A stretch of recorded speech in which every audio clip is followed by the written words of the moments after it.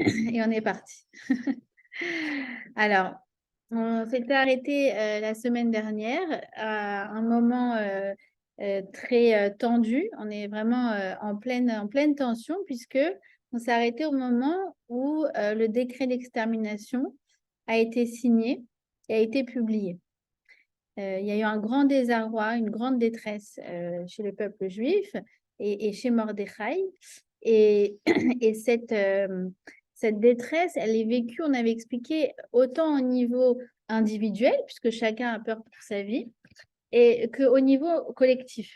Pourquoi? Parce qu'en fait, ce décret, il signe la fin de l'existence du peuple juif, puisqu'en fait, tous les juifs, à ce moment-là, habitent dans le royaume de Assuérus, en Perse. Et donc, en fait, ils sont absolument tous concernés par ce décret. Donc, en fait, il y a un grand désespoir qui s'installe, qui se propage parmi le peuple juif. Alors, le décret a été signé le jour du 13 Nissan et il a été signé pour le 13 Adar, c'est-à-dire 11 mois, jour pour jour. Ils ont 11 mois, en fait, pour se préparer à être exterminés. Ça, en relisant un petit peu mes notes et en relisant la Megillah, ça fait énormément penser au décret d'expulsion des Juifs d'Espagne. Ça a été signé le décret le 31 mars 1492 et il a donc ce décret qui a été signé par Isabelle la catholique et le roi Ferdinand a ordonné l'expulsion avant le 31 juillet. D'accord? Donc ils avaient 4 mois, les Juifs, pour alors soit accepter le baptême, ça veut dire se convertir au christianisme, soit sinon partir ne pouvant emporter qu'une toute petite partie de ce qu'ils avaient. Et donc, ils avaient en fait 4 mois pour choisir. D'accord? Alors, ce qui est incroyable, c'est que sans le savoir, eh bien, la reine Isabelle et le roi Ferdinand ont choisi le 31 juillet 1492. C'était la date de Tisha B'Av. Et effectivement, donc, ils sont partis le jour de Tisha B'Av. Ils ont abandonné leur foyer, leur maison, leurs affaires, sans savoir où le destin, où le destin les conduirait. Et donc, c'est assez incroyable de voir que, voilà, on a l'histoire, malheureusement, qui s'est répétée d'une manière peut-être différente, avec différents acteurs et puis différents enjeux. Mais voilà, l'histoire, elle s'est répétée au cours chez le peuple juif. D'accord? Alors, à ce moment-là, donc, quand Mordechai apprend le décret d'extermination, on avait expliqué qu'il était venu, je ne sais pas si vous vous souvenez, il était venu habillé en cilice, habillé en habit de deuil, on va dire en habit déchiré, au palais pour l'annoncer à Esther. Esther, elle est dans le palais, donc elle n'est pas au courant encore du décret. Ça s'est répandu au sein du peuple juif, mais elle n'est pas encore au courant. Et nous disent nos sages quelque chose d'assez incroyable. C'est écrit dans Kohelet Rabbah, pour celles qui veulent vérifier. Qu'est-ce que faisait Esther lorsque Mordechai lui a annoncé le décret? Eh bien, c'est incroyable, le sage nous dit, elle était en train de faire son ménage de Pessah. Parce qu'en fait, on est le 13 Nissan, on est 2 jours avant Pessah, imaginez. C'est assez incroyable de voir en fait à quel point finalement cette histoire, elle est tellement concrète, elle est tellement vraie. Bah oui, 13 Nissan, qu'est-ce qu'elle fait qu'est-ce qu'elle fait la reine Esther? Elle est en train de faire son ménage de Pessah. Et c'est écrit comme ça que lorsque Veyagidoula, Vetitralal Hamalka Meod. Donc quand ils sont venus lui dire, elle a été Vetitralal, elle a été très bouleversée. Alors nos sages nous disent, elle a été tellement bouleversée qu'en fait elle est tombée malade. D'apprendre ça, elle a eu des terribles maux de ventre, elle a eu vraiment tous des symptômes en fait psychosomatiques quand elle a appris ça. Et lorsqu'elle apprend ça, c'est incroyable, vous voyez, tout de suite, le même passou qui dit, mais donc elle en fut bouleversée, elle a envoyé des vêtements à Mordechai pour qu'il enlève son cilice. Elle a bien conscience qu'il ne faut pas venir habiller comme ça, c'est pas correct de venir habiller comme ça dans le palais, mais Mordechai ne les accepta pas. Il y a quoi en fait dans cet échange de vêtements? C'est quoi cette histoire? C'est qu'en fait, vous avez compris, elle lui envoie des habits, mais il refuse. Parce qu'en fait, Mordechai, je vous rappelle, il n'est pas dans le politiquement correct. Mordechai, il sait pertinemment que ce décret est avant tout un décret spirituel. Si il n'avait pas été signé par Hachem, il n'aurait jamais été signé par Assuérus. D'accord? Ça veut dire qu'en fait, lui, il veut, on dit Bedafka, il veut, comment dire, il fait exprès de garder ses habits de silice, justement pour que le message soit clair. Notre travail, avant tout, les Juifs, notre travail, il est avant tout spirituel, avant d'être politique. D'accord? Et c'est incroyable parce que de nouveau, on voit un rapport aussi avec, avec le décret d'extermination des Juifs d'Espagne. Pourquoi? Parce que vous savez que nous, à la cour, à l'époque, on avait un super piston. Vous savez, c'est qui? C'est Don Yitzhak Abrabanel. Don Yitzhak Abrabanel, il habitait donc en Espagne et il faut savoir que c'était un génie des finances, d'accord? Il était aussi un génie de la Torah, comme quoi c'est pas incompatible. Et un jour, le roi d'Espagne a entendu parler d'Abrabanel. Il s'est dit, mais je ne peux pas passer à côté de lui. C'est le plus grand génie financier de l'époque. Et effectivement, il va devenir officiellement le trésorier du roi et de la reine. C'est d'ailleurs grâce à lui, il va gérer toutes les guerres de conquête. C'est grâce à lui, en fait, que l'Espagne va s'étendre et qu'il y aura tout l'âge d'or espagnol, le fameux âge d'or espagnol. Mais, et en fait, lorsque le décret d'expulsion des Juifs d'Espagne a été émis, eh bien, Abravanel, il a tout fait au niveau politique. J'imagine qu'il a fait aussi au niveau spirituel, évidemment, d'accord? Mais il a tout fait aussi au niveau politique. Il leur a parlé, il a tout fait. Il s'est efforcé d'éviter la catastrophe. Il les a suppliés de revoir le décret. Il leur a offert aussi une somme énorme pour le trésor royal. Il n'y avait rien à faire. Rien à faire. Ils sont restés sourds aux supplications et ils ont absolument tout refusé et ils ont maintenu le décret d'extermination. Entre parenthèses, juste après, ça a annoncé la déclinaison totale du royaume espagnol parce que c'est nous qui apportons la bracha. Vous savez ça. C'est pas moi qui le dis. C'est écrit aussi quand Yaakov, il est pas, quand On l'a appris dans le Toldot, voilà. Voilà, exactement. Il n'y avait plus la bracha.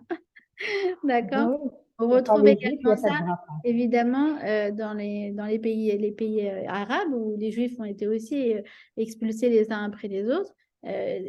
On a retrouvé juste après une vraie déclinaison au niveau tant politique que financière. D'accord? Alors, donc voilà, c'est vraiment la ligne directrice de Mordechai. Souvenez-vous que tout ce qui est en train de se passer, au niveau politique, au niveau collectif, au niveau individuel, en vérité, tout ça n'est qu'un décret d'Hachem. Et c'est pour ça qu'il tient absolument à garder son silice, c'est pour ça qu'il tient absolument à garder ses vêtements, pour vraiment diffuser ce message. Notre travail, il est avant tout spirituel. Alors, elle lui pose la question. Elle lui dit, mais je veux savoir de quoi il s'agit, ce décret. Bah, Esther, on te l'a dit déjà. On t'a dit que ce décret, bah, en fait, c'était un décret d'extermination. C'est quoi? Elle lui demande la da'at mazé ve'al mazé. Ça veut dire, elle veut savoir c'est quoi et de quoi il en ressort. D'accord? Alors, évidemment, vous savez que la Torah, elle se décode. D'accord? Alors, nos sages, ils viennent nous décoder. Qu'est-ce que c'est ce mazé ve'al mazé? C'est pas juste, elle a demandé de quoi il s'agissait. Mazé ve'al mazé, nos sages nous disent, ça fait référence aux tables de la loi qui ont été brisées et qui se lisaient misé ou misé. Almazé ve almazé, ça fait lien avec misé ou misé. Vous savez que les premières tables de la loi que nous avons reçues, eh bien, elles se lisaient d'un côté et elles se lisaient également de l'autre. Il y avait quelque chose d'un petit peu magique, on va dire, dans ces tables de la loi, parce qu'elles étaient gravées et en même temps, en fait, on pouvait lire ça des deux côtés. Chose qu'on n'a pas retrouvée après avec les secondes tables de la loi.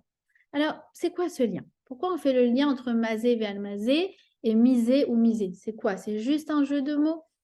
C'est quelque chose d'extrêmement profond qui est en train de s'installer dans le dialogue entre Esther et Mordechai. Quand elle lui demande miser ou miser, en fait, elle fait allusion à quoi? Elle fait allusion à ces fameuses tables qui ont été brisées quelques centaines d'années plus tôt, au moment de la faute du veau d'or. Qu'est-ce qui s'est passé au moment de la faute du veau d'or? Donc, on est quelques années auparavant, mais vous savez que tout est lié, absolument tout est lié. Il n'y a pas de hasard. Eh bien, Moshe Rabbeinu, notre maître Moshe, était en bas du Har Sinaï et il a dit au peuple juif, attendez-moi ici, je reviendrai dans 40 jours et je vous descendrai donc les tables de la loi sur lesquelles était inscrit le décalogue, sur lesquelles étaient inscrits donc les 10 commandements. Qu'est-ce qui s'est passé? C'est que Moshe a tardé. D'accord? Il a tardé de quelques heures. Et à partir de là, eh bien, parmi le peuple juif, il a commencé à avoir des groupes qui commençaient à avoir un désespoir. Quoi? Moshe, il n'est plus là, il nous a laissé tomber, il est probablement mort. Et n'oubliez pas qu'en plus, ils étaient dans le désert. C'était pas tranquillement euh, dans un pays confortable. Non, ils étaient dans le désert, il y avait rien. C'est-à-dire que Moshe Rabbeinu, c'était leur guide. Pourquoi il n'est pas là? Pourquoi il n'est pas revenu? Pourtant, il nous avait dit qu'il allait rentrer. C'est exactement l'état d'esprit dans lequel se déroule la Megillah. Vous vous rappelez? Eux aussi, ils sont là en train de dire, mais attends, nous aussi, le prophète, il nous avait dit d'attendre 70 ans que l'exil, il allait s'arrêter et qu'on allait retourner en Israël et qu'on allait reconstruire notre temple. Pourquoi notre temple n'a pas été construit? Pourquoi Dieu nous a abandonnés? Exactement comme il y a quelques centaines d'années auparavant, eux, ils ont dit pourquoi Moshe nous a abandonnés? Il nous avait dit d'attendre 40 jours, il n'est pas là. Et là, c'est pareil, on nous avait dit d'attendre 70 ans et il n'y a rien qui est arrivé. Et c'est pour ça qu'ils ont fait le veau d'or. C'est ce sentiment d'être oublié de la vie, d'être abandonné, que Hachem nous a oubliés, qui se préoccupe pas de nous, Chas Shalom. Et à l'époque de la Megillah, c'est pareil. Ils commençaient à se dire, bon, bah, Dieu nous a oubliés. Ils ont commencé à vouloir s'assimiler et à participer au festin d'Assuérus, etc. C'est-à-dire qu'en fait, ce qu'elle est en train de nous dire, Esther, elle est en train de nous dire, mais tu sais quoi, le pire dans la vie, c'est le sentiment que Hachem d'avoir le sentiment que Hachem t'a abandonné. C'est ça le pire. Parce que c'est là que tu peux faire, les pires erreurs. Parce qu'en fait, tu te dis, bon, bah, tant que c'est fichu, bah, puisque c'est fichu, c'est fichu. Donc, je me laisse aller à faire n'importe quoi. Je ne me construis plus. Parce que j'ai plus confiance dans la vie. C'est pour ça que juste après, vous savez, quand est-ce que Amalek a pu nous attaquer? Eh ben, c'est juste après le moment où, c'est un autre moment où on a aussi perdu notre bitachon en Hachem. On a commencé à douter, d'accord? Doute, ça fait qu'en hébreu, c'est la même gematria, c'est la même valeur numérique que Amalek. C'est écrit comme ça. C'est écrit qu'on a commencé à dire, est-ce que Dieu est parmi nous? Et juste après, dans le passouk suivant, il est marqué et Amalek survient et attaqua Israël à Rephidim. Ça veut dire qu'en fait, ce qui nous mène à faire les pires erreurs, c'est le doute, c'est le désespoir, c'est ce sentiment de dire bon, est-ce que Hachem est avec moi ou non? Juste après, alors là, survient Amalek, survient le Safek, survient le doute. D'accord? Donc en fait, cette notion de miser ou miser, ça nous donne une leçon valable dans notre vie à titre aussi individuel. Attention, parce que c'est lorsque tu te sens abandonné, lorsque tu es dans le désespoir, lorsque tu as l'impression que ta vie ne mène à rien, Chas Shalom, que tu risques de faire les plus grandes erreurs. Et d'ailleurs, on retrouve ça aussi dans la paracha. On voit que donc Yaakov, il doit quitter Haran et il part vraiment comme un pauvre solitaire. C'est son frère qui veut le tuer, il part en fugitif, quoi. Eh bien, juste avant ça, son père Yitzhak vient et lui dit, voilà, maintenant tu vas construire une famille, c'est toi qui vas reprendre la dynastie du peuple juif. Et bien, tout d'un coup, Yaakov se transforme de réfugié, d'un rien du tout en fuite, en un homme qui construit son propre avenir et celui de toute la nation juive.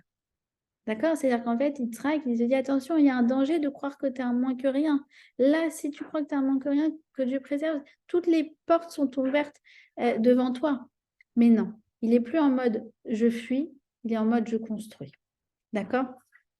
Et donc, en fait, ça aussi, c'est quelque chose. Quand on sent qu'on a un rôle, quand on sent qu'on a une mission, quand on sent qu'il y a du sens, quand on sent qu'il y a un but, alors évidemment que tout semble différent et ça nous donne des forces pour aller de l'avant. D'accord? Alors, verset numéro 6. Donc, il lui répond, Vayagedlo Mordechai et kol asher karaou. Alors, Mordechai lui dit tout ce qui est arrivé. Encore une fois, venez, on décode. C'est quoi karaou? Eh bien, karaou, on entend le mot mikré. D'accord? Mikré, en fait, il dit non, non, tu sais, ce qui est en train de se passer, c'est la même chose que le hasard. C'est cette idée que, on va dire, que Haman, il incarne un état d'esprit où tout n'est que coïncidence. Tout n'est que voilà, enchaînement, mais que rien n'a de sens. En fait, Mordechai, il explique à Esther en fait, que la source du danger, elle est spirituelle. Elle vient du fait qu'on croit que les choses, elles se passent sans aucune raison, sans aucune logique et sans aucun sens. D'accord? C'est Amalek, c'est le Safek, c'est le doute, mais au sens beaucoup plus global. Ça veut dire lorsqu'on croit que le monde n'a pas de sens, que Dieu préserve. Lorsqu'on se dit, bon, écoute, qu'est-ce que tu veux que je te dise? C'est quoi toutes ces épreuves qui m'arrivent?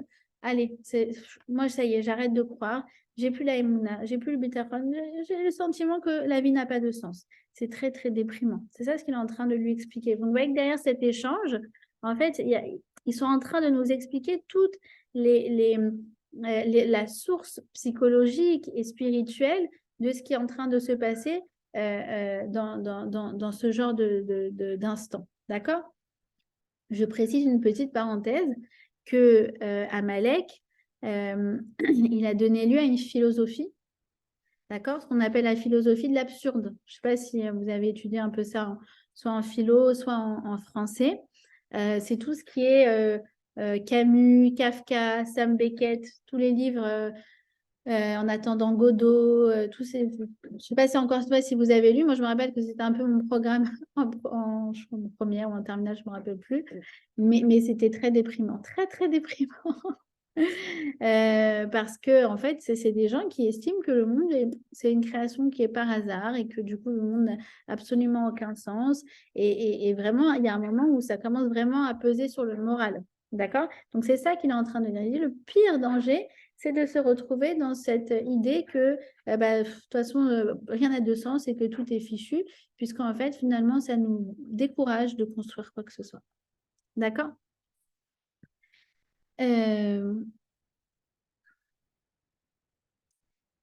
Alors, Audrey, merci pour la question. Je vais y réfléchir.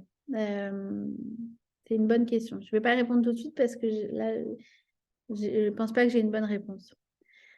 Alors, le verset suivant, le verset numéro 8, donc elle va demander, elle va dire, elle va poser la question, donc, attendez, voilà. Il lui remit le texte. En fait, il lui montre le décret d'extermination et il lui demande d'aller se rendre chez le roi pour l'implorer d'annuler le décret et de le solliciter, il y a marqué, en faveur de son peuple, à elle. Levakesh milefanav al-Hama. Qu'est-ce que c'est que cette histoire que c'est son peuple? Al-Hama, Al-Am Israël, Al-Am-Am, à la limite, leur peuple à eux. Pourquoi on dit c'est son peuple à elle? Parce qu'à partir du moment où il lui demande d'aller implorer le roi pour le peuple juif, alors ça devient son peuple à elle. Elle devient la reine du peuple juif. C'est son peuple. C'est-à-dire qu'à partir du moment où quelqu'un prend un lead, quelqu'un fait une action pour le Ham Israël, alors, entre guillemets, ça devient son peuple à lui. comme Moshe Rabbeinu, c'est écrit que le Ham Israël, c'était son peuple. Pourquoi? Eh bien aussi, grâce au fait qu'il va faire des supplications pour nous au moment où, après justement la faute du veau d'or, Dieu va dire, bah, je vais les exterminer. Alors, lui, il nous a défendu bec et ongles. Il a dit, mais Rinena Misifrecha, tu m'effaces de ton livre si jamais tu les extermines. Moi, je veux plus avoir affaire à toi, Hachem. Je ne sais pas si vous vous rendez compte à quel point Moshe, il a osé prendre notre défense. Il a donné sa vie pour le clan d'Israël. Ben, c'est pareil, on va voir. Esther, Et Joy, on peut voir aussi la Ishtadlout dans ce passage-là, parce que puisque c'est une question spirituelle, que Mordechai savait que c'est Akadosh Baruch Hu qui avait signé ce décret, il pouvait, on peut dire, bon, je m'adresse à Akadosh Baruch Hu, toi qui as signé ce décret, c'est à toi de l'annuler. Et pourtant, il dit, va voir le truc. Donc, il y a une Ishtadlout là-dedans. Donc là, on peut apprendre aussi. Voilà. Tout à fait. Alors, d'abord, vous avez complètement raison, Dodi. D'abord, il y a deux choses, en fait. La première chose, c'est que à partir du moment où moi, j'ai vraiment compris que la nature du problème, c'est une nature qui est spirituelle, alors là, j'ai tous les moyens possibles pour faire ma Ishtadlout. Ça veut dire qu'en fait, quand je dis Ishtadlout, c'est d'agir concrètement. D'accord? Il y a l'action spirituelle, le fait de prier, le fait de faire des télim, le fait de prendre des choses sur soi, etc. Puis il y a l'action concrète d'aller parler, de dire, voilà, on va négocier avec vous, monsieur le roi, etc. Et en fait, qu'est-ce qu'il te dit, Mordechai? Il te dit, ce n'est que lorsque tu as pris au préalable, tu as pris, tu as intégré la notion que tout vient d'en haut, que là, tu vas pouvoir agir en bas. Parce qu'en fait, la réalité, c'est quoi? C'est que on dit que tout vient du ciel. C'est-à-dire quoi que tout vient du ciel? C'est-à-dire qu'en fait, moi, lorsque j'agis en bas, ben, dans le fond, ce que je fais, c'est que j'agis en haut et après, ça retourne en bas. Ça veut dire, moi, j'ai une action qui va changer quelque chose dans les cieux et c'est seulement après que ça a un impact dans les cieux qu'en vérité, ça a un impact sur terre. Je sais, ça paraît bizarre de dire ça. On a l'impression de dire, bah non, concrètement, tu vois bien que là, on a fait telle et telle action et bah, finalement, ça a engendré ça et ça et ça. Alors oui, encore une fois, ça peut prendre un aspect logique, mais dans le fond, la vraie réalité, c'est quoi? C'est que en fait, tout vient d'en haut. On dit qu'on ne peut même pas lever le petit doigt si Hachem n'avait pas décrété qu'on levait le petit doigt. Ça paraît bizarre, hein? Mais en vérité, c'est ça. OK? Donc, ce que vous avez raison, Dodi, c'est en fait un travail qui est double. Mais au préalable, je dois absolument avoir conscience que tout, en fait, est une réalité spirituelle. D'accord? La deuxième chose que vous dites, Dodi, c'est quoi? On va la voir après. Parce que la façon dont il va lui dire d'y aller, elle n'est pas si rationnelle que ça. C'est vrai qu'il va lui dire de supplier le roi, mais en même temps, il va lui dire d'y aller à un moment qui n'est pas forcément le plus logique. Donc, on précisera par la suite. D'accord? Alors, ensuite, on a le verset numéro 11 où il y a écrit donc qu'on n'a plus le droit de rentrer dans le palais du roi. D'accord? En fait, qu'est-ce qui se passe? C'est que le roi Achashverosh, il se dit quoi? Il se dit, ah là là, ouf, maintenant que j'ai publié ce décret, je sens que les Juifs, ils vont venir et ils vont me saouler. D'accord? Ils vont vouloir interférer, ils vont vouloir me solliciter. Et donc, à ce moment-là, il fait quelque chose d'absolument cruel, c'est qu'il interdit à toute personne n'ayant pas été appelée de pénétrer dans le palais du roi. D'accord? Si quelqu'un veut rentrer sans avoir été appelé, il est mort, il est zigouillé. D'accord? C'est pas qu'on va peut-être le tuer. On le tue, on lui demande pas ce qu'il veut. D'accord? Ou alors on le tue, après on lui demande ce qu'il veut. D'accord? N'oubliez pas que Mordechai, c'est un parano. C'est la toile de fond de la Megillah. D'accord? Alors, ce qui est incroyable, c'est qu'en revanche, Aman, lui, il a toujours le droit de rentrer. D'accord? Ça montre à quel point vraiment Aman, il tire les ficelles, à quel point Assuérus, il est vraiment pieds et poings liés, complètement manipulé par Aman. D'accord? Excuse-moi, Joy, avant d'avancer, Moi. je voulais savoir, parce que moi, j'étais pas dans la semaine dernière, mais j'ai écouté ton cours hier soir, mais toute cette haine qu'il a, Aman, c'est un règlement de compte par rapport à Mordechai ou par rapport aux Juifs, hein? Cette haine qu'il a contre le peuple. Alors, Dodi, c'est une excellente question. Et en fait, on va le voir un peu plus tard, mais en fait, ce qu'on voit, c'est que il va prendre pour prétexte la haine qu'il a vis-à-vis de Mordechai, ou plutôt, soi-disant, un sentiment de vengeance. Parce qu'il ne dit pas qu'il le déteste. Il dit quoi? Lui, il ne se prosterne pas devant moi alors que c'est la loi. Il est passible de mort. Et d'ailleurs, pas seulement que lui, mais tout son peuple. D'accord? En vérité, il va faire comme un argumentaire, mais très, très fallacieux, d'accord? On appelle ça un sophisme, un argumentaire très fallacieux pour justifier son antisémitisme, d'accord? Et c'est pour ça qu'à la fin de la Megillah, on va le voir, il y aura écrit « Haman tzorer et kol ha-Yehudim ». Ne croyez pas que les antisémites ils disent, ils ont des arguments, d'accord? Oui, c'est parce qu'ils sont trop C'est religieux, une gratuite. pas assez intégrés, oui, c'est parce qu'ils flânent trop, oui, c'est parce qu'ils travaillent trop, parce qu'ils sont usuriers. L'antisémitisme, il a pris tous les visages du monde au cours des 3000 dernières années.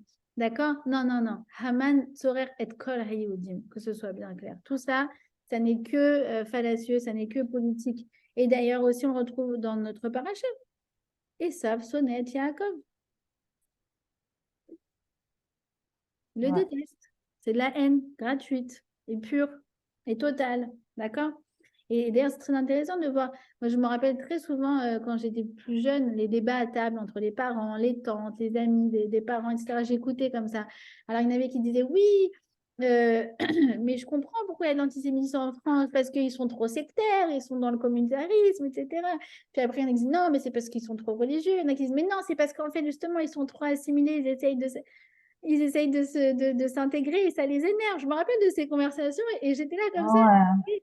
Mais dans le fond, il n'y a pas de raison.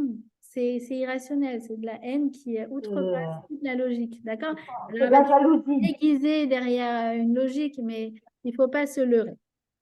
D'accord? Donc, merci pour la question. Alors, il va lui demander d'y aller. Il va lui demander d'aller faire une supplique en faveur donc, de son peuple, Al-Hama. Et donc voilà, après ça, on a dit que Assuérus, il avait émis une nouvelle loi que personne ne peut venir. Et donc, à ce moment-là, qu'est-ce qu'elle lui répond?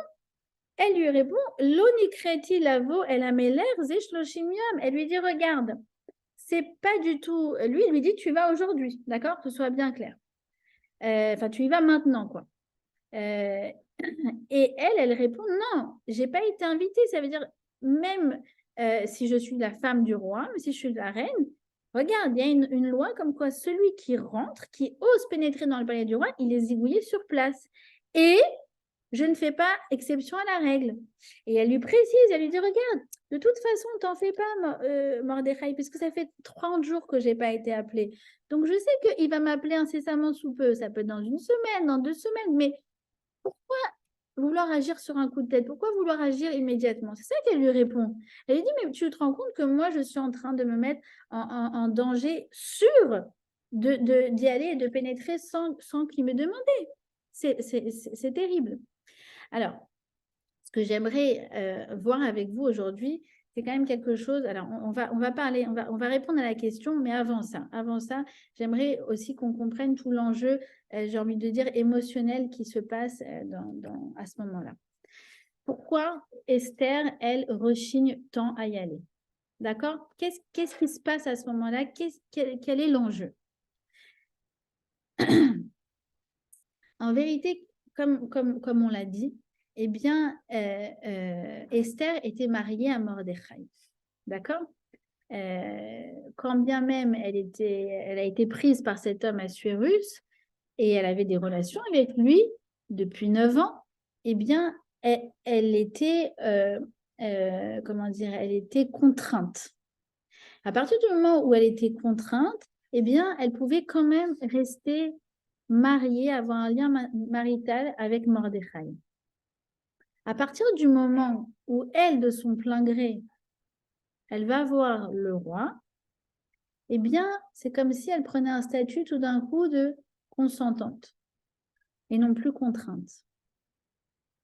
Et donc, elle ne peut plus jouer à ce double jeu. Elle n'a plus le droit d'un point de vue halachique.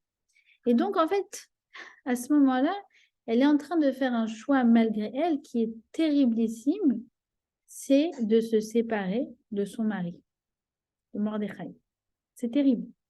C'est terrible parce qu'en fait, on avait déjà expliqué le background de Esther, qu'elle était orpheline, orpheline de père, orpheline de mère.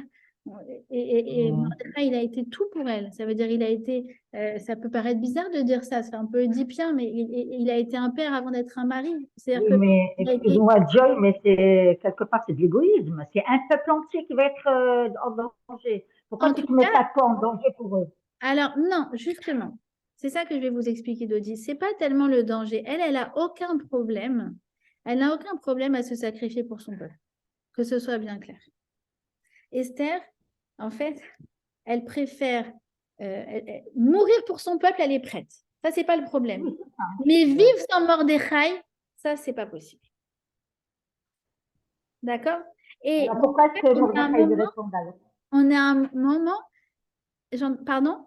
Oui, mais après, la réponse de Mordechai va être très dure pour elle. Hein. Alors Parce qu'il voilà, va on va lui voir dire une après. taparouchine. Mais ce que je voudrais voir, c'est qu'en fait, dans cet échange-là, au moment où elle veut pas y aller, en fait, il est en train de, il faut comprendre, il est en Elle est en train de dilemme, quoi. replier chez elle une très grande blessure, une blessure d'abandon.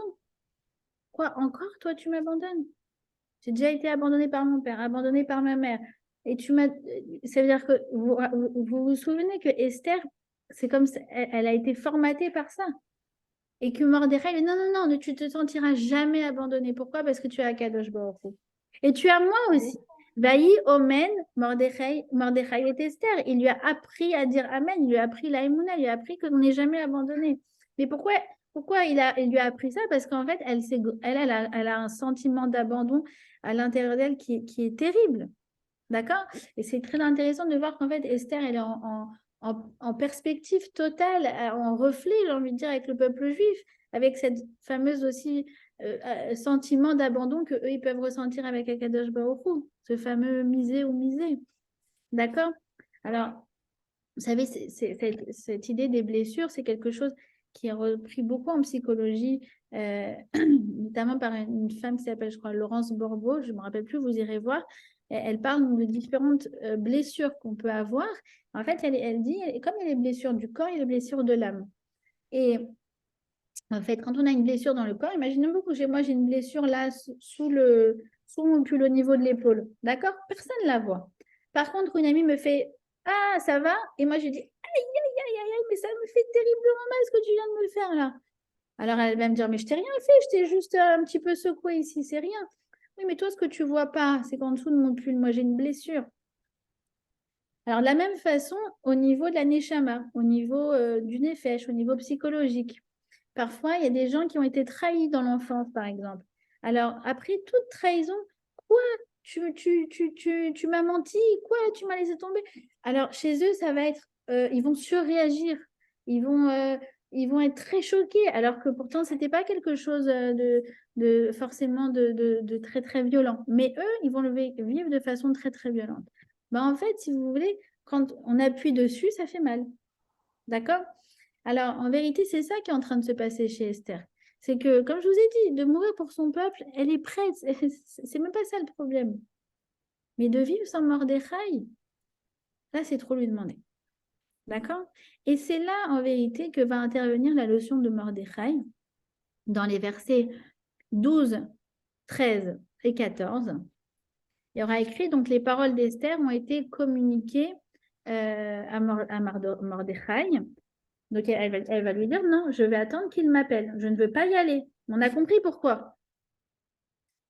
Je ne veux pas y aller parce qu'à partir du moment de ce moment-là, je suis consentante. D'accord? On dit même que quand il lui a renvoyé il a envoyé par des messagers, parce qu'il communiquait par messager, en fait, à ce moment-là, il lui a envoyé le guet. D'accord? Je ne me rappelle plus exactement. Mais en fait, il y avait un serviteur qui était Atak, d'accord? Attar, pardon, et qui faisait le va-et-vient entre lui et elle. Puis tout d'un coup, on voit qu'ils sont plus, c'est plus que lui, plus que Attar, mais c'est deux. Parce que Dieu préserve quand on doit donner un guet, on doit faire un divorce. Alors il faut qu'il y ait deux témoins. D'accord? Donc, dans les psukim, on voit qu'à un moment, eh bien, on passe au pluriel parce que à ce moment-là, il lui remet officiellement son guet. Terrible. Franchement, même moi, je vous dis la vérité, ça me donne envie de pleurer. Alors, on va avoir donc dans la leçon, dans le verset 12, 13 et 14, on va avoir la leçon de Mordechai. Alors, déjà, on voit dans le verset 14, donc il va lui dire comme ça. Il va lui dire, ne te berce pas d'illusions que tu n'échapperas pas au danger grâce au fait que tu es dans le palais du roi. D'accord? En gros, il lui dit quoi? Il dit quelque chose de très dur. Il lui dit, non, mais je t'explique. C'est pas parce que tu es la reine que toi aussi tu vas être épargnée. Sache que si on doit être zigouillé, on sera zigouillés tous et tu ne feras pas exception. D'accord? Et il lui dit quoi? Il lui dit, Im echeresh tacharishi. S'il lui dit, si tu persistes à garder le silence, à l'heure où nous sommes, be'et hazot, revarve atzlacha ya'amod la Yehudi mimakom acher. La délivrance et le salut surgiront pour les Juifs d'un autre, un autre endroit que toi, un autre émissaire que toi. D'accord? V. Et voilà. Et il dit, tandis que toi et la maison de ton père, vous périrez. Il lui dit, comme ve at uvet avir tovdu. Et après, il continue, il dit, ou miyodem liet kazot igat la malchut. Et qui sait si ce n'est pas pour ça que tu es parvenu jusqu'à là. On va essayer d'analyser la réponse de Mordechai, mais c'est très, très puissant ce qui est en train de se jouer. D'abord, on a un vrai malaise. Pourquoi? Parce qu'en fait, vous remarquerez que déjà, il fait allusion à la maison de son père. D'accord? Ve'et avicha. Mais c'est quand même très maladroit de faire allusion à la maison de son père. C'est qui la maison de son père? Comment il ose évoquer la maison de son père alors que, encore une fois, elle est orpheline de père? D'accord? En vérité, justement, elle comprend que parfois on peut avoir la certitude d'être abandonné et même avoir la preuve qu'on est abandonné, mais en vérité, on fait partie d'une chaîne de transmission qui ne s'est jamais arrêtée et qui ne s'arrêtera jamais. Il est en train de lui dire quoi, Mordechai? Il dit, la maison de ton père est vivante à l'intérieur de toi. Tu es la garante d'un patrimoine spirituel. Arrête de croire que tu n'es personne. Arrête de croire que tu es abandonné. Tes parents, ils sont vivants en toi. D'accord? Ça veut dire qu'en fait, il lui redonne beaucoup de force. Il redonne énormément de force. Toutes ces personnes qui te manquent, mais avec lesquelles tu as une interaction comme tes parents, eh bien, en vérité, ils sont vivants encore à l'intérieur de toi. Ils t'ont légué des forces. D'accord? Donc, c'est très, très puissant. Lui-même, il va contrecarrer ce sentiment que Esther a été abandonnée. D'accord? Et il va lui demander d'aller voir le roi. Et donc, comment il lui dit de façon vraiment, je vous dis, vraiment brute de décoffrage, quoi. Il lui dit, non, non, mais de toute façon, tu n'échapperas pas. Et de toute façon, si tu ne le fais pas, la délivrance viendra d'un autre, de quelqu'un d'autre. Alors, déjà, la première explication, c'est quoi? C'est, il lui dit, regarde, je t'explique, je vais te donner une leçon de bitachon, Esther. Le peuple juif va être sauvé. Parce que nous, on a une mission sur terre et que Hachem ne nous abandonnera jamais. Et d'une façon ou d'une autre, on va s'en sortir. On ne sait pas comment, mais on va s'en sortir. D'accord? C'est la fameuse idée, comme je vous ai dit, de Netzach Israël. Netzach Israël, c'est l'éternité du peuple juif. Vous vous rappelez, je vous ai raconté la semaine dernière cette histoire du petit garçon dans la Shoah avec son père dans le bunker. Il a dit, mais papa, ce soir c'est Pessah, c'est la Haggadah. Est-ce que l'année prochaine, je lirai encore les 4 questions? Et le père lui a répondu, je ne sais pas si tu me liras les 4 questions, je ne sais pas si tu seras vivant, je ne sais pas si moi je serai vivant, je ne sais pas. Mais il y a une seule chose qui est sûre, c'est que l'année prochaine, il y aura d'autres petits garçons qui poseront les 4 questions à leur papa. D'accord? Ça veut dire, nous, au niveau individuel, on ne sait pas, on ne peut pas savoir notre existence. Elle est dirigée par le Ribono Shel Olam, par le maître du monde. Mais au niveau collectif, je sais que de toute façon, il y aura toujours une suite à notre histoire. Vous savez que le peuple juif, il a été comme ça. Il s'apparente à la lune. Des fois, elle se restreint comme ça, tu la vois plus claire, mais elle va disparaître. Et puis juste après, hop, c'est l'accroissement lunaire. D'un coup, elle devient pleine. Ça, c'est notre histoire. Donc, au niveau collectif, dans le fond, Mordechai, il sait très bien que ce décret, il a été envoyé par Hachem pour qu'on se réveille. Mais il sait pertinemment que le peuple juif aura une suite, il aura une histoire. Donc, de toute façon, d'une façon ou d'une autre, ne t'inquiète pas pour le peuple juif. Tu veux que je te dise, non, on va survivre. La question, c'est toi. Est-ce que toi, tu vas mériter d'être associé à ce sauvetage? Mais en fait, si tu aides le clan Israël, alors ça va te protéger. Mais si tu n'aides pas le clan Israël, alors ça ne te protège pas contre le danger. C'est même là encore plus que ça. C'est que lui dit, en vérité, il dit, tu n'es en sécurité qu'à partir du moment où tu acceptes ta mission d'aider le clan Israël. Et dans le fond, c'est très puissant. Il lui envoie un boulet de canon. Parce qu'en fait, la façon dont tu lui parles, il dit, arrête de croire que les choses dépendent de toi. Arrête de croire que les choses, elles dépendent de toi. Les choses, elles dépendent d'Hachem. Et si toi, tu veux être sauvé, alors mets-toi avec le peuple juif. D'accord? Une secousse, quoi. Le Rav Yitzhak Hutner, le Pachad Yitzhak, il dit quelque chose aussi d'encore un peu plus poussé. Il lui dit, regarde, là toi, tu as cette blessure d'abandon qui se réveille. Tu as ce tsar, cette douleur personnelle, d'accord, inimaginable. Prends ce cœur brisé, prends-le ton cœur brisé et utilise-le pour les autres. Parce qu'un cœur brisé, ça ouvre toutes les portes. D'accord? C'est ça qui est en train de se passer. Donc ça, c'est la première explication. C'est, regarde, tu veux vivre? Alors va te mettre en danger pour le Ham Israël. C'est paradoxal, hein? C'est très puissant. La deuxième explication, c'est l'explication de Ibn Ezra. Il dit comme ça, il dit, regarde, elle, Esther, elle veut jouer la carte de la Emouna.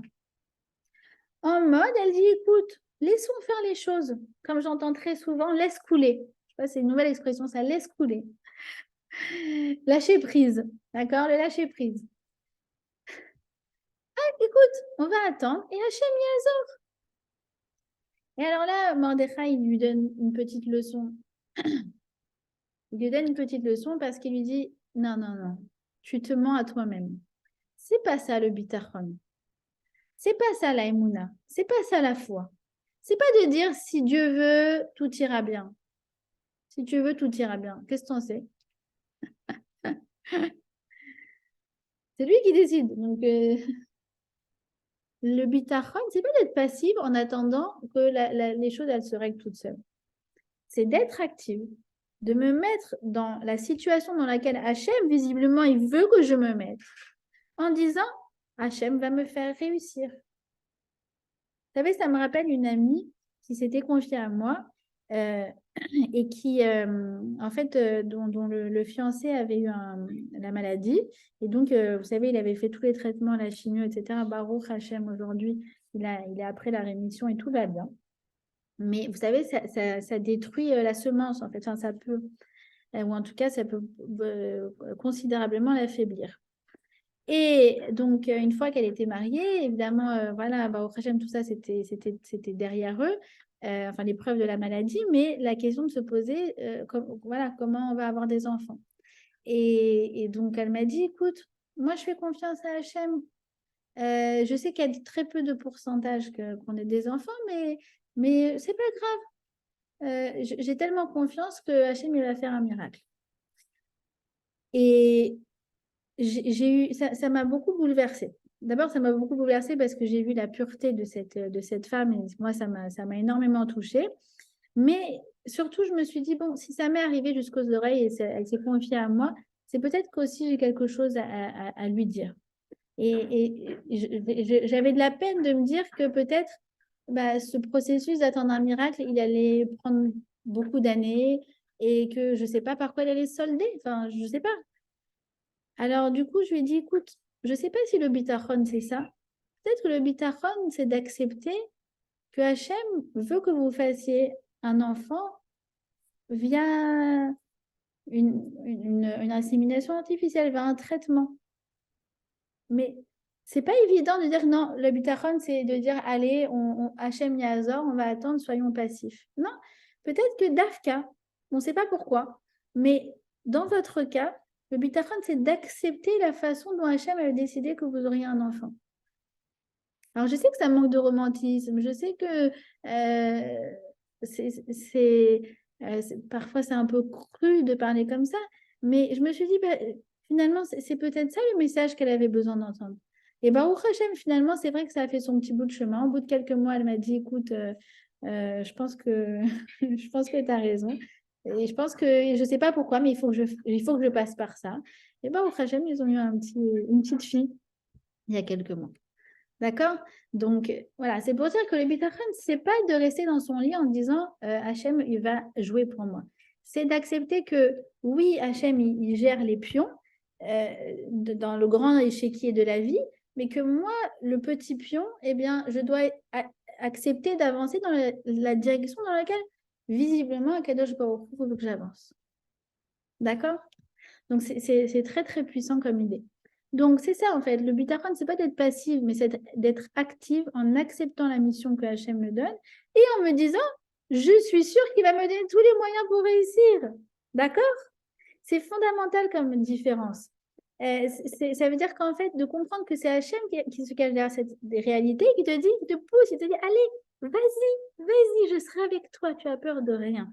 Ça donne une force incroyable. Ça donne une force incroyable, parce qu'en fait, quand on comprend ça, alors on dit, bon, c'est qu'en fait, je suis au bon endroit, je suis dans la bonne mission, je suis dans le bon rôle. D'accord? C'est pas forcément le rôle que j'avais choisi, c'est pas forcément la situation que j'avais choisie, mais je sais que ma place, elle est là.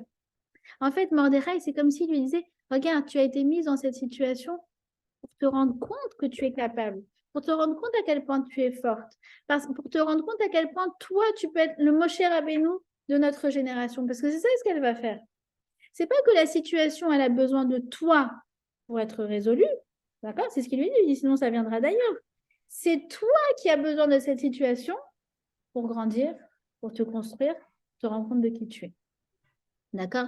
Et en fait, il la met devant le fait accompli. Elle n'a pas d'autre choix que de passer à l'action. Si tu t'es retrouvé à cette place, il faut que tu assumes le rôle que Hachem t'a donné. D'accord? Et juste après, lorsqu'elle va accepter sa mission, alors qu'est-ce qui va se passer? Eh bien, regardez. C'est où? Vaï beyom ashlishi. Vaï beyom ashlishi. Va-t-il bâche Esther Malchut? Ah, une fois qu'elle a accepté sa mission, elle se revêtit de Malchut, elle se revêtit de royauté. Elle devient une reine. Et vous remarquez à partir de maintenant, comment elle va s'appeler dans la Megillah? Elle va s'appeler Esther Amalka. Mais Esther Amalka, elle est reine depuis 9 ans. Pourquoi c'est que maintenant que la Megillah l'appelle Esther Amalka? C'est pas logique. Et ils ont un train de retard. Elle était déjà reine depuis 9 ans. Et parce que vous avez compris qu'à partir du moment où maintenant elle devient notre reine. C'est ça ce qui nous importe à nous. C'est pas les élections, c'est pas le poste politique. C'est la mission que tu entreprends, c'est le fait que tu portes le clan Israël sur tes épaules. Et on le fait tous d'une manière ou d'une autre, avec notre entourage, avec notre communauté, avec nos amis. Pas besoin d'être Moshe Rabbeinu ou Esther Amalka. Non, moi, je l'ai compris autrement. Je l'ai compris puisqu'elle est divorcée. Maintenant, elle est devenue Amalka, elle est devenue la reine, la femme du roi. Elle n'est plus la femme de Mordechai, quoi. Je l'ai compris comme ça.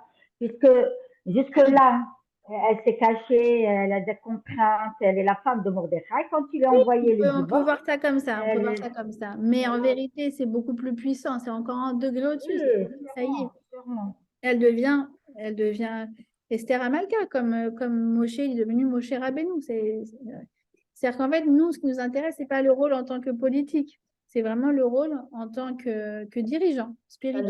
Shaliach, c'est une shlicha, quoi. Elle D'accord? était une...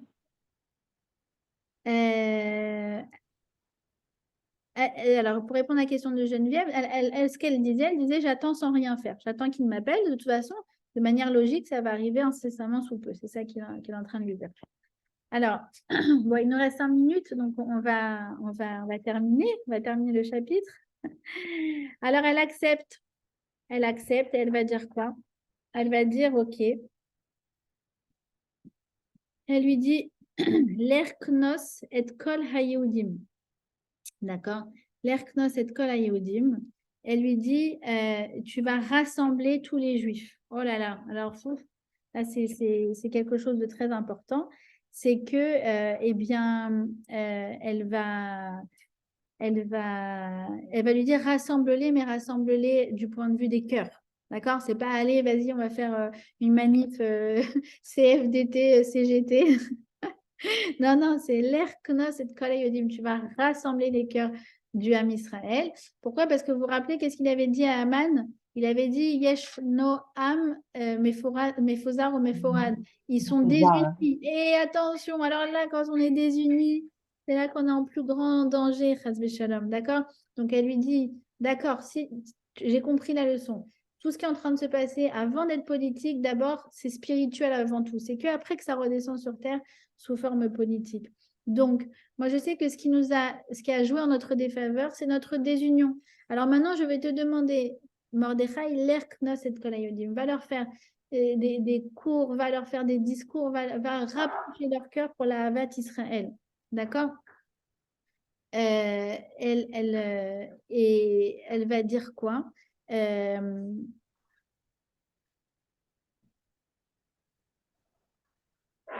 Elle va leur dire, ne mangez pas pendant 3 jours et 3 nuits. Moi aussi, je vais jeûner. Et elle va terminer en disant quoi? En disant, je me présenterai au roi, d'accord? Ou vechen, après les 3 jours de jeûne, avo el hameler, asher lo kadat veka asher avadeti avadeti. Et je me présenterai au roi, et bah, si je dois périr, je périrai. D'accord?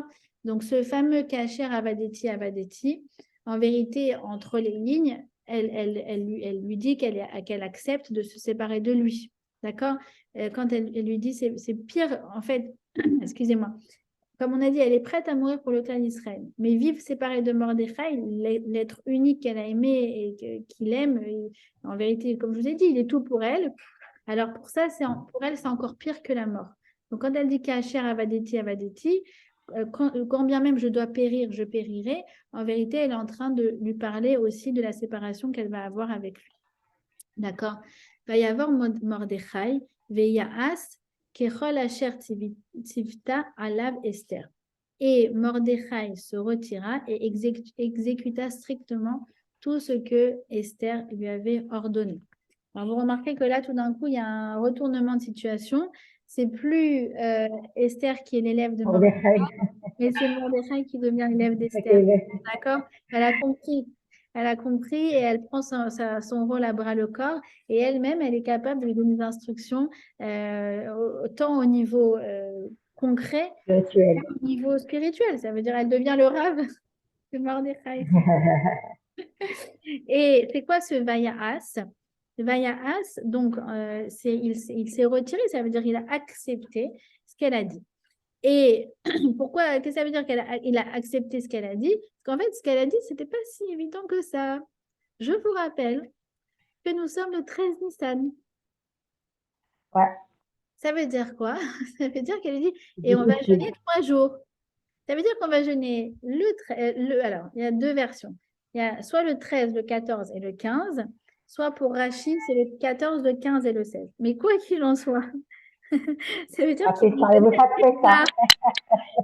Alors, il n'y avait pas les 4 hivers. Il n'y a pas de Pessah cette année.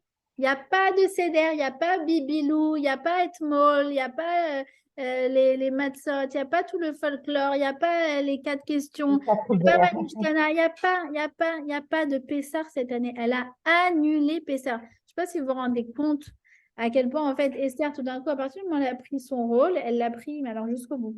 Parce que pour que. Elle arrive, imaginez-vous, je sais pas, le grand rabbin d'Israël, il dit voilà, il y a que Dieu préserve un grand enjeu, un grand danger, etc. Cette année, on annule Pessah. Imaginez-vous le tollé dans.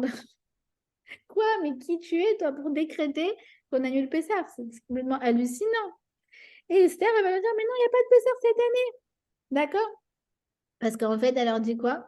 Elle leur dit, mais parce que s'il y a un Pessah cette année, eh ben, il n'y aura plus de Pessah après. Parce que s'ils ne jeûnent pas, ils n'implorent pas Hachem comme il faut, notamment à travers les supplications et à travers les jeûnes, alors, Il y aura plus que ça. d'accord? Donc, elle va lui dire, va, rassemble tout le monde, il n'y a pas de différence. Et les hommes, les femmes, les personnes âgées et même les enfants. Même les enfants, ils vont jeûner cette année-là. 3 jours, imaginez-vous, les petits-enfants. Pourquoi? Parce que nous disent nos sages, Esther, elle a absolument conscience de la puissance de la prière des enfants. Les enfants. Mipi olelim, comment c'est? Mipi olelim veyonkim isadeta oz. Il dit comme ça le Télim, que Hachem, il fonde sa puissance sur quoi? Sur la bouche des enfants. Elle a tellement conscience de ça. Et elle dit, regarde, elle lui fait passer des messages incroyables. Elle dit, tu vas les rassembler parce que ce qui nous porte le plus, qui nous rend le plus vulnérables, c'est les séparations, c'est la haine. Tu vas les rassembler, tu vas rassembler leur cœur. Cette année, pas de Pessah et 3 jours de jeûne, les enfants inclus. Pourquoi? Parce qu'on a besoin aussi de la tefila des enfants, parce que les enfants, ils sont purs, ils sont innocents, et du coup, leur prière, elle atteint directement les Kitzé à Kavod. Elle atteint directement le trône de gloire, et c'est comme ça qu'on va renverser le décret. Elle est forte. Hein. Je ne sais pas si vous êtes d'accord avec moi, mais... Ben oui. Quand on est devant, c'est comme Sarah, quand on est devant le Hémet, la femme, elle est. Hein, Voilà. voilà, c'est tout, elle se lève, hein, comme un Voilà. Ce que vous êtes. lion. Voilà. Donc, on s'est arrêté, on a terminé 4 chapitres. Baruch Hashem, super. Isaac. Est-ce que vous avez des questions?